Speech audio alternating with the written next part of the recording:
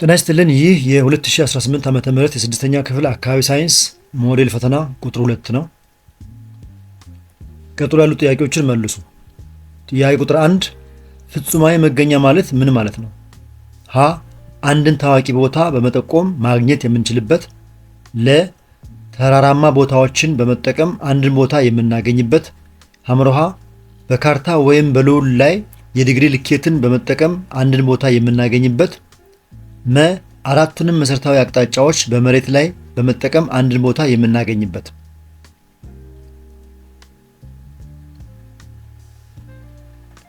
መልሱ በካርታ ወይም በልዑል ላይ የዲግሪ ልኬትን በመጠቀም አንድን ቦታ የምናገኝበት የሚለው ነው። ፍጹማዊ መገኛ የአንድን ቦታ ትክክለኛ መገኛ በካርታ ወይም በልዑል ላይ የኬክሮስ እና የኬንትሮስ ዲግሪዎችን በመጠቀም የሚገለጽበት መንገድ ነው።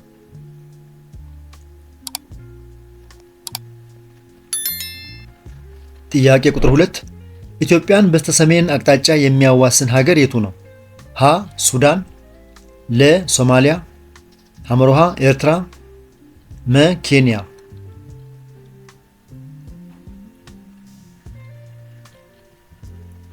ኤርትራ ካላችሁ ትክክል ነው። ኤርትራ ከኢትዮጵያ በስተሰሜን በኩል የምትገኝ ጎረቤት ሀገር ናት።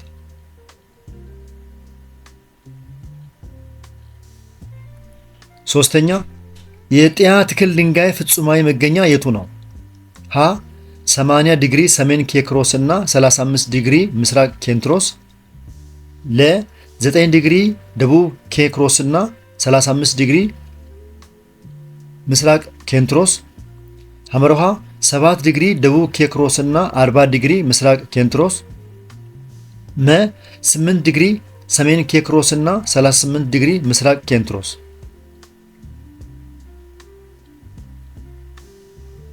መልሱ 8 ዲግሪ ሰሜን ኬክሮስ እና 38 ዲግሪ ምስራቅ ኬንትሮስ የሚለው ነው። ይህ በዩኔስኮ የተመዘገበው የጢያ ትክል ድንጋይ የሚገኝበት ትክክለኛ የካርታ መገኛ መጋጠሚያ ነው።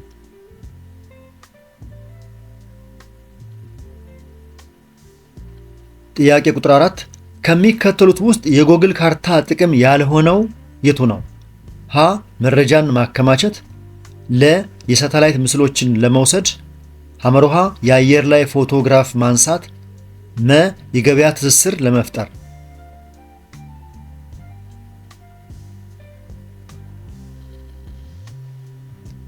የገበያ ትስስር ለመፍጠር ካላችሁ ትክክለኛው መልስ ሆኖ ለዚህ ምክንያቱ የጎግል ካርታ ዋና ተግባር ቦታዎችን መፈለግና አቅጣጫዎችን መጠቆም እንጂ የገበያ ትስስር መፍጠር አይደለም።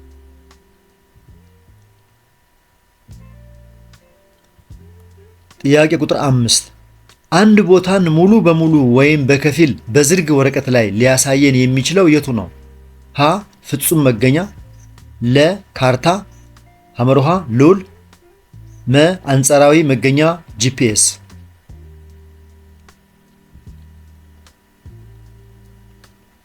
መልሱ ካርታ ነው። ካርታ የመሬትን ገጽታ ወይም ከፊል አካል በዝርግ ወረቀት ላይ የምናሳይበት መሳሪያ ነው። በጣም ጥሩ። ወደ ጥያቄ ቁጥር 6 እንሄድ። ጥያቄ ቁጥር 6 ምንድን ነው የሚለው? ምግብ ጥቃቅን ወደ ሆኑና በቀላሉ ወደ ደም ውስጥ ሊሰርጉ ወደሚችሉበት ደረጃ የመቀየር ሂደት ምን ተብሎ ይጠራል? ሀ ስርዓተ ትንፈሳ፣ ለ ስርዓተ ልመት፣ ሐመሮሃ የደም ዑደት፣ መ ስርዓተ ጽዳጅ።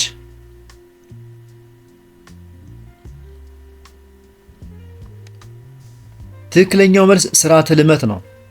ስርዓተ ልመት ምግብ ተፈጭቶ ወደ ሰውነታችን እንዲገባ የሚያደርግ ሂደት ነው።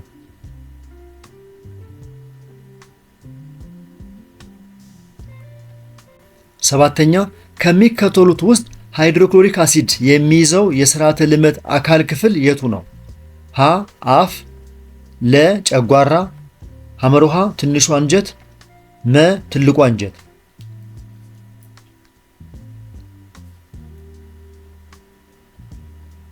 ጨጓራ ካላችሁ ትክክለኛው ምርጫ እሱ ነው።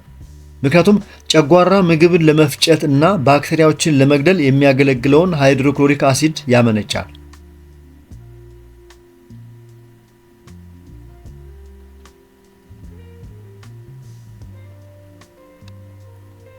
ጥያቄ ቁጥር 8 ከሚከተሉት ውስጥ ንጥረ ነገር የሆነው የቱ ነው? ሀ ውሃ፣ ለ ካርበን ዳይኦክሳይድ፣ ሐመር ውሃ ኦክሲጂን፣ መ ሰልፈር ኦክሳይድ።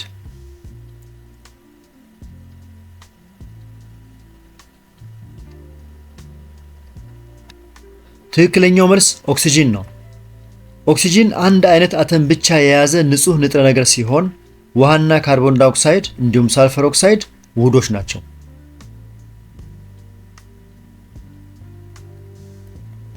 ዘጠነኛ ከሚከተሉት ውስጥ የውሃ ዘር ድብልቅ የሆነው የቱ ነው?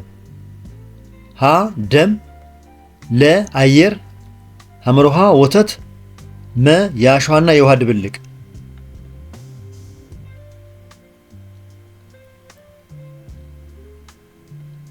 አየር ካላችሁ ትክክለኛው መልስ ነው። ምክንያቱም አየር የተለያዩ ጋዞች ማለትም እንደነ ናይትሮጅን እና ኦክሲጅን ተቀላቅለው የሚገኙበት ወጥ የሆነ ድብልቅ ነው።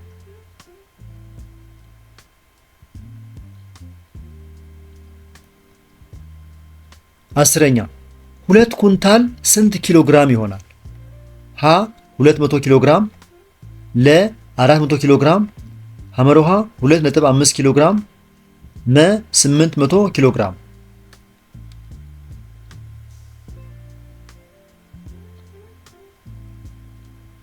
200 ኪሎ ግራም ካላችሁ ትክክለኛው መልስ ነው። አንድ ኩንታል 100 ኪሎ ወይም 100 ኪሎ ግራም ስለሆነ 2 ኩንታል ደግሞ 200 ኪሎ ግራም ይሆናል ማለት ነው። የተከበራችሁ የዚህ ቻናል ተከታታዮች እስካሁን በቀረቡ ጥያቄዎች፣ መልሶችና ማብራሪያዎች ላይ አስተያየትና ጥቆማ ካላችሁ አስተያየት መስጫው ላይ አስቀምጡ። ከተመቻችሁ ላይክ አድርጉ። ሌሎቹ ሰዎች እንዲደርሳችሁ ከፈለጋችሁ ደግሞ ሼር አድርጉ። ተመሳሳይ የሚኒስትሪና የሞዴል ጥያቄዎች እዚህ ቻናል ላይ ስለሚገኙ እነሱን ለማግኘት ሳብስክራይብ አድርጉ። ድንገት የቸኮልኩ ወይም የፈጠንኩ ከሆነ ቪዲዮውን እያስቆማችሁ በጥሞና ተከታተሉ። መልካም ጊዜ። እንቀጥል። ጥያቄ ቁጥር 11 ከሚከተሉት ውስጥ በጨጓራ ውስጥ የሚገኘው አሲድ የቱ ነው? ሀ ሲትሪክ አሲድ፣ ለ ላክቲክ አሲድ፣ ሐመር ውሃ ሳልፈሪክ አሲድ፣ መ ሃይድሮክሎሪክ አሲድ።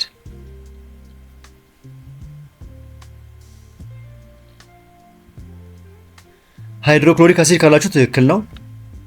በጨጓራ ውስጥ የሚገኘው ዋና አሲድ ሃይድሮክሎሪክ አሲድ ነው።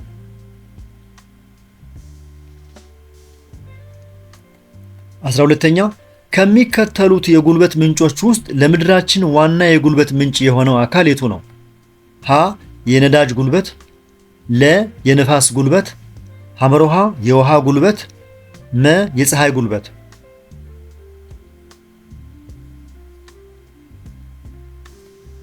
የፀሐይ ጉልበት ካላችሁ ትክክለኛ ነው።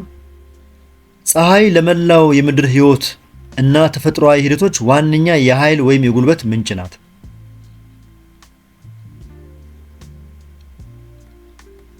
ጥያቄ ቁጥር 13 ከሚከተሉት ቁሶች ውስጥ ድምፅ በዝግታ የሚያልፈው በየትኛው ነው? ሀ ጋዝ፣ ለ ፈሳሽ፣ ሐመር ውሃ ብረት፣ መ ወና።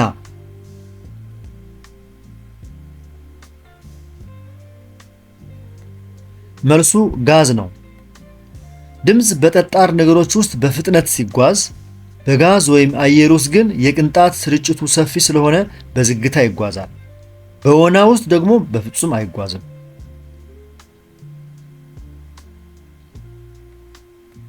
14ኛ በአንድ በተወሰነ አካባቢ በሰዓት በደቂቃና በየዕለቱ የሚቀያየር የአየር ጸባይ ምን ተብሎ ይጠራል? ሀ የአየር ግፊት፣ ለ የአየር ንብረት፣ ሐመር ውሃ የአየር ሁኔታ፣ መ የአየር እፍጋት።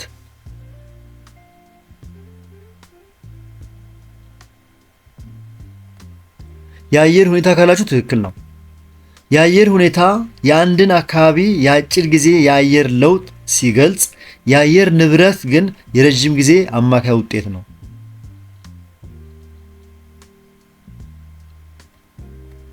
ጥያቄ ቁጥር 15 ከሚከተሉት ውስጥ ከፍተኛ ቦታ የሚገኝበት የኢትዮጵያ ክፍል የቱ ነው? ሀ ጎንደር፣ ለ ኤርታሌ፣ ሐመር ውሃ ዳሎል፣ መ የደንከል በረሃ።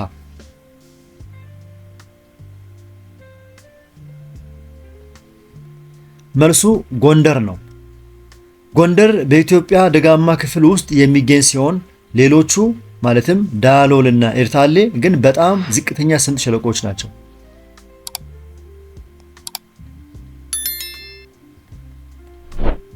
ጥያቄ ቁጥር 16 ከሚከተሉት ውስጥ ታዳሽ የተፈጥሮ ሀብት ያልሆነው የቱ ነው? ሀ ውሃ፣ ለ ነዳጅ፣ ሐመሮሃ ንፋስ፣ መ እጽዋት።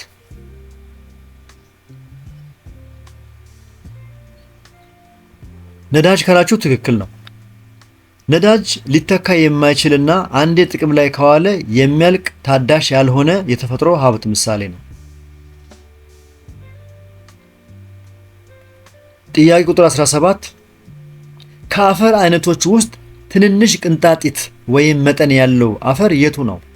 ሀ ለም አፈር፣ ለ አሸዋማ አፈር፣ ሐመሮሃ ልም አሸዋማ አፈር፣ መ ሸክላ አፈር።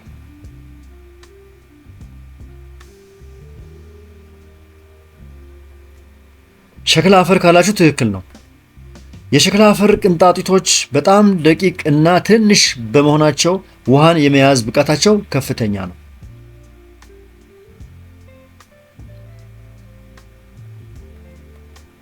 አስራ ስምንተኛ አፈር እንዳይሸረሸር ከምንጠቀምባቸው ዘዴዎች ውስጥ የማይካተተው የቱ ነው? ሀ አግድም ማረስ፣ ለ ዘር ማፈራረቅ፣ ሐመሮሃ ያለ ገደብ እጽዋትን መጠቀም፣ መ እርከን መስራት።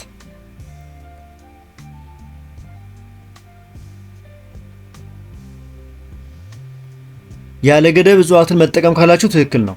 ምክንያቱም እጽዋትን ያለ ገደብ መጠቀም ለማገዶም ሆነ ለግንባታ መቁረጥ መሬቱን ለመሸርሸር ያጋልጣል እንጂ አይከላከልም።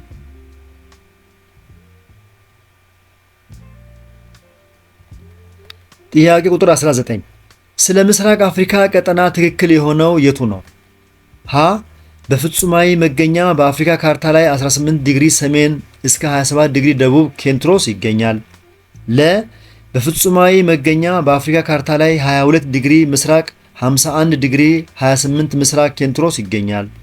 ሐመሮሃ በፍጹማዊ መገኛ በአፍሪካ ካርታ ላይ 18 ደቡብ 27 ዲግሪ ሰሜን ኬክሮስ ይገኛል። መ በአፍሪካ አህጉር መካከለኛ ክልል ይገኛል።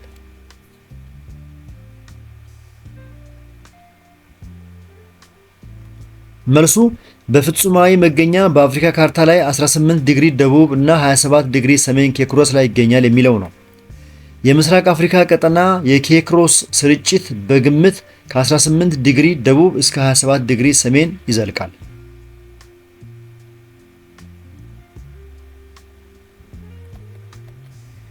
ወደ ጥያቄያችን አጋማሽ ደረስን። 20ኛውን ጥያቄ ከመስራታችን በፊት የተከበራችሁ የዚህ ቻናል ተከታታዮች እስካሁን ባለው ሂደት የጥያቄዎቹ አቀራረብ መልስና ማብራሪያ ከተመቻችሁ ላይክ አድርጉ። አስተያየትን ጥቆማ ካላችሁ አስተያየት መስጫው ላይ አስቀምጡ። ሌሎቹ እንዲደርሳችሁ ከፈለጋችሁ ደግሞ ሼር አድርጉ። የተለያዩ የትምህርት አይነቶች በዚህ ቻናል ላይ የሚኒስትሪም ሆኑ የሞዴል ፈተናዎች ስለሚገኙ እነሱን ደግሞ ለማግኘት ሰብስክራይብ አድርጉ። እንቀጥል። ጥያቄ ቁጥር 20 ከሚከተሉት ውስጥ ኢትዮጵያ የምትገኝበት የአፍሪካ ቀጠና የቱ ነው? ሀ ሰሜናዊ አፍሪካ፣ ለ መካከለኛ አፍሪካ፣ ሐመሮሃ ምዕራባዊ አፍሪካ፣ መ ምስራቃዊ አፍሪካ።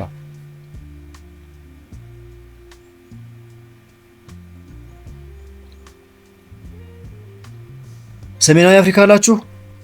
ትክክል አይደለም። ትክክለኛው መልስ ምንድን ነው? ምስራቃዊ አፍሪካ የሚለው ነው። ኢትዮጵያ በአፍሪካ ቀንድ ውስጥ የምትገኝ የምስራቅ አፍሪካ ሀገር ናት።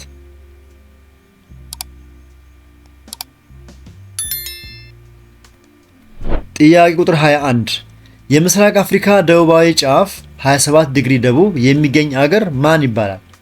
ሀ ሶማሊያ፣ ለ ኬንያ፣ ሐመሮሃ ሞዛምቢክ፣ መ ዛምቢያ።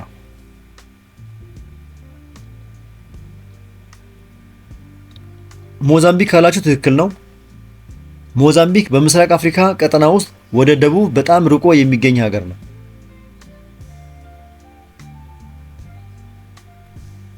ጥያቄ ቁጥር 22 የካፕሪኮርን መስመር የሚገኘው በስንት ዲግሪ ላይ ነው? ሀ 23 ሙሉ 1/2ኛ፣ ለ 23 ሙሉ 1/2ኛ ደቡብ፣ ሐመሮሃ 66 ሙሉ 1/2ኛ፣ መ 66 ሙሉ 1/2 ደቡብ።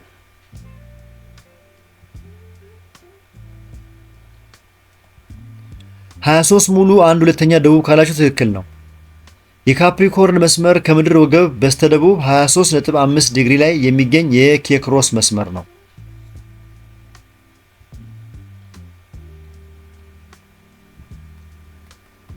ጥያቄ ቁጥር 23 ከሚከተሉት ውስጥ ምስራቅ አፍሪካን በደቡብ በኩል የሚያዋስነው ሀገር የቱ ነው? ሀ ሰሜን ሱዳን፣ ለ ኤርትራ፣ ሐመሩሃ ደቡብ ሱዳን፣ መ ስዋዚላንድ።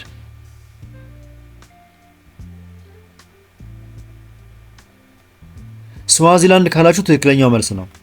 ስዋዚላንድ ከምስራቅ አፍሪካ ቀጠና በስተደቡብ በኩል የምትገኝ ሀገር ናት።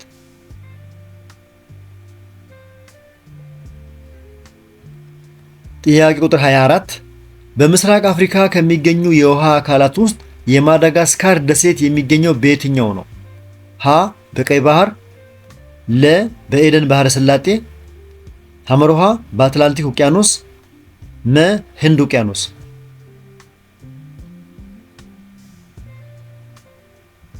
ትክክለኛው መልስ ህንድ ውቅያኖስ የሚለው ነው። ማዳጋስካር በህንድ ውቅያኖስ ውስጥ የምትገኝ ትልቅ የደሴት ሀገር ናት።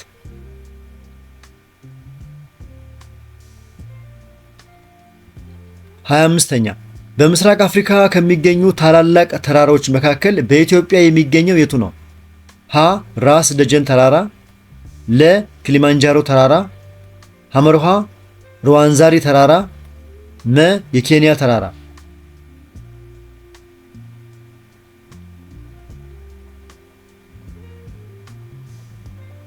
የኬንያ ተራራ፣ ሩዋንዛሪ ተራራ እና ክሊማንጃሮ ተራራ አይደለም።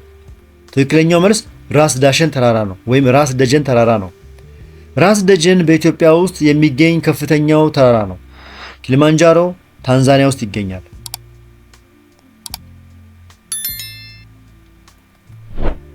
ጥያቄ ቁጥር 26 ከሚከተሉት ወንዞች ውስጥ በዛምቢያ፣ ዚምባብዌ እና ሞዛምቢክ ድንበር ላይ የሚገኘው ወንዝ የቱ ነው? ሀ የዛምቤዚ ወንዝ፣ ለ የሩቫማ ወንዝ፣ ሐመሩሃ የገናሌ ወንዝ፣ መ የአዋሽ ወንዝ።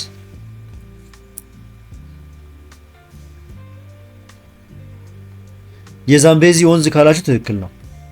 የዛምቤዚ ወንዝ በእነዚህ የደቡብ ምስራቅ አፍሪካ ሀገራት ውስጥ እና ድንበሮች ላይ የሚፈስ ትልቅ ወንዝ ነው።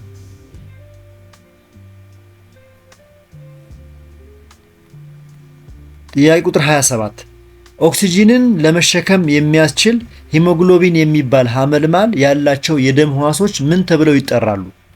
ሀ ነጭ የደም ሕዋሶች፣ ለ ቀይ የደም ሕዋሶች፣ ሐመሩሃ ፕላትሌቶች፣ መ ፕላዝማዎች።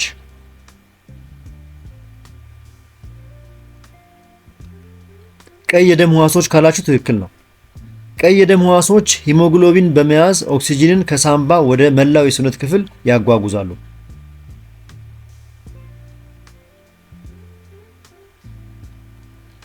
ጥያቄ ቁጥር 28 ደም በትልቁ ደም መልስ ከሰውነታችን ወደ ቀኝ አቀባይ ልበገንዳ ከገባ በኋላ ወደ ሳምባ የሚደርሰው በምን አይነት የደም ስር ነው? ሀ በትልቁ ደም ቅዳ፣ ለ በፕልምናሪ ቬን፣ ሐመሩሃ በፕልምናሪ አርተሪ፣ መ በትልቁ ደም መልስ።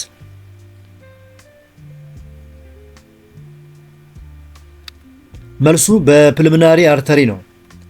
ፕልምናሪ አርተሪ ካርቦን ዳይኦክሳይድ የያዘውን ደም ከልብ ወደ ሳምባ ለትንፈሳ የሚወስድ ስር ነው።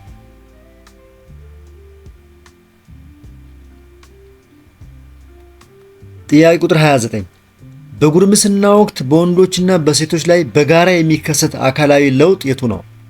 ሀ የድምፅ መጎርነን፣ ለ የድምፅ መቅጠን፣ ሐመሩሃ የዘር ፈሳሽ ማመንጨት፣ መ ክብደት መጨመር።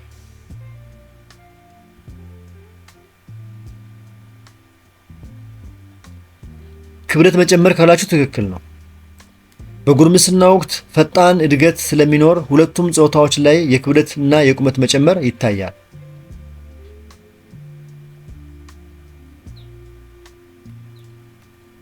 ጥያቄ ቁጥር 30 ከሚከተሉት ውስጥ የስርዓተ ትንፈሳ ጥቅም ያልሆነው የቱ ነው?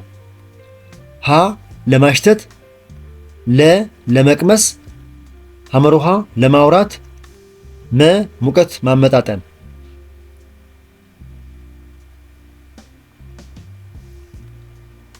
ለመቅመስ ካላችሁ ትክክል ነው። መቅመስ የምላስ ተግባር እንጂ የትንፈሳ ስርዓት አካል አይደለም።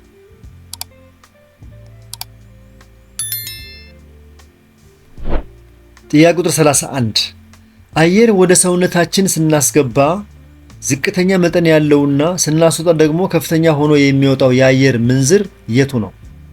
ሀ ካርቦን ዳይኦክሳይድ፣ ለ ኦክሲጂን፣ ሐመር ውሃ ናይትሮጂን፣ መ አርገን።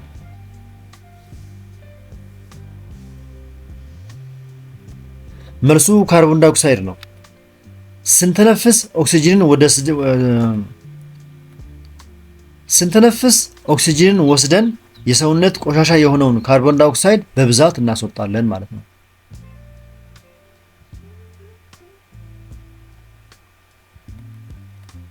ጥያቄ ቁጥር 32 በንጥረት የድብልቅ መለያ ዘዴ ውስጥ የሚከናወኑ ሂደቶች ምን ምን ናቸው? ሀ ከፈሳሽ ወደ ጠጣር፣ ለ ከጠጣር ወደ ፈሳሽ፣ ሐመር ውሃ ከጋዝ ወደ ጠጣር፣ መ ከጋዝ ወደ ፈሳሽ።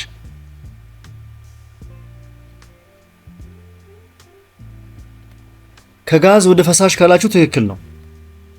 ንጥረት ፈሳሽን አፍልቶ ወደ ጋዝ በመቀየርና ያንን ጋዝ መልሶ በማቀዝቀዝ ወደ ፈሳሽ የመቀየር ሂደት ነው።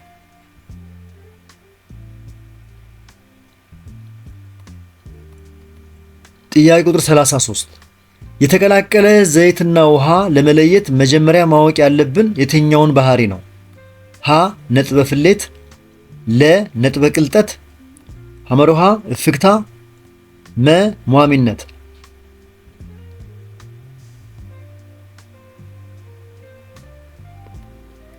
መልሱ እፍግታ ነው። ዘይትና ውሃ የማይቀላቀሉት በእፍግታ ልዩነት ምክንያት ስለሆነ ዘይት ከላይ ይንሳፈፋል፣ ውሃ ከስር ይዘግጣል ማለት ነው። ጥያቄ ቁጥር 34 የእጅ ጋሪ፣ መቀስ፣ የጥፍር መቁረጫ በየትኛው ቀላል ማሽን ውስጥ ይካተታሉ? ሀ ሽብልቅ፣ ለ መፈንቅል፣ ሐመር ውሃ ሽክርክሪትና ዘንግ፣ መ ሽክርክሪት።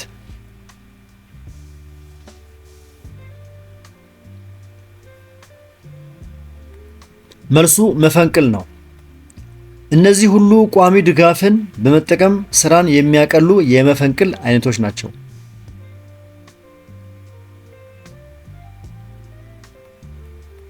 35ኛ ጥያቄ በምድር ወገብ በስተደቡብ የሚገኙ ሀገራት ዝናብ የሚያገኙት መቼ ነው?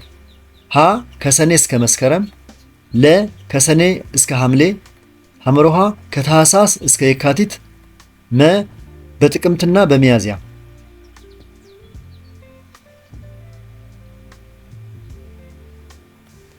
ከታህሳስ እስከ የካቲት ካላችሁ ትክክል ነው።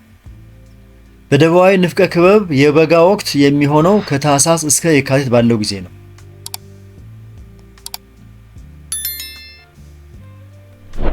ጥያቄ ቁጥር 36 ከ5 ዲግሪ እስከ 15 ዲግሪ ሰሜን እና ደቡብ የሚገኘው የአየር ንብረት ክልል የትኛው ነው? ሀ የበረሃ የአየር ንብረት ክልል፣ ለ የሐሩር ሞቃት የባህር ዳርቻ፣ ሐመር ውሃ የሳር ምድር ሞቃት የአየር ንብረት ክልል፣ መ የበረሃ የአየር ንብረት ክልል።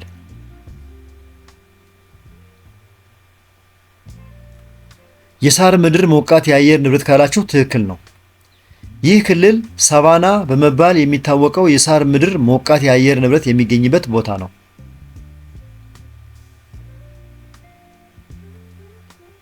37ኛ በሞዛምቢክና ማዳጋስካር ዳርቻዎች አካባቢ ሞቃት የአየር ንብረት እንዲኖር ያደረገው የአየር ንብረት ተቆጣጣሪ የቱ ነው? ሀ ከፍታ፣ ለ የውቅያኖስ ሞገድ፣ ሐመር ውሃ ከምድር ወገብ ያለው ርቀት፣ መ ከባህር ያለው ርቀት።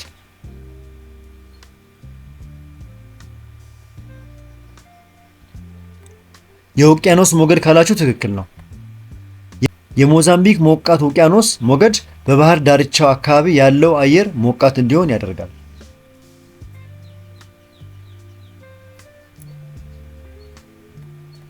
ጥያቄ ቁጥር 38 ስለ ማዕድን ትክክል ያልሆነው የቱ ነው? ሀ ማዕድናት የገቢ ምንጭ ናቸው። ለ መሰረተ ልማት ለማስፋፋት ይጠቅማሉ። ሐመርሃ በቀላሉ ሊተኩ ወይም ሊታደሱ ይችላሉ። መ ማህበራዊ አገልግሎቶችን ለማስፋፋት ይጠቅማሉ።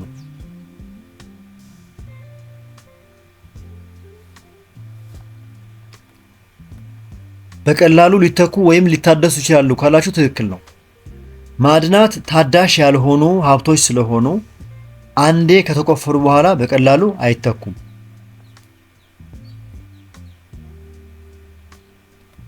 ጥያቄ ቁጥር 39 በምስራቅ አፍሪካ የማዕድን አጠቃቀም ተግዳሮት ወይም ችግር የሆነው የቱ ነው? ሀ ማዕድናትን ለማውጣት በቂ መሰረተ ልማት አለመኖር። ለ በሙያው የሰለጠነ የሰው ኃይል መኖር። ሐመርሃ የቴክኖሎጂ እጥረት አለመኖር። መ አነስተኛ የሀገር ውስጥ ፍላጎት መኖር።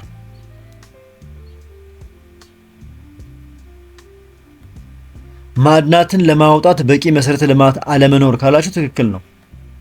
የመንገድ የመብራትና የቴክኖሎጂ ወይም መሰረተ ልማት አለመሟላት ለማዕድን ቁፋሮ ትልቅ እንቅፋት ናቸው ወይም ነው።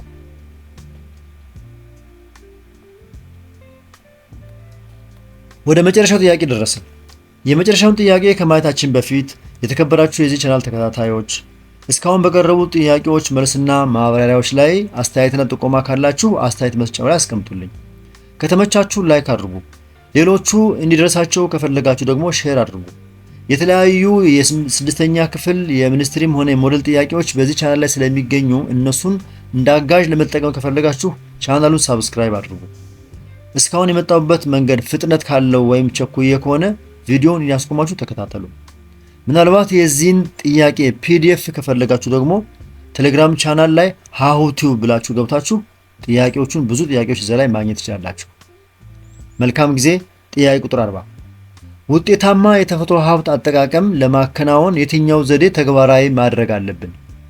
ሀ የአፈር መሸርሸርን ለመከላከል ዛፍ መቁረጥ። ለ በቤት ውስጥ ውሃን ያለ ገደብ መጠቀም። ሐመርሃ በወንዞች አካባቢ ያሉ ዛፎችን ማስወገድ። መ ባዮጋዝ መጠቀም።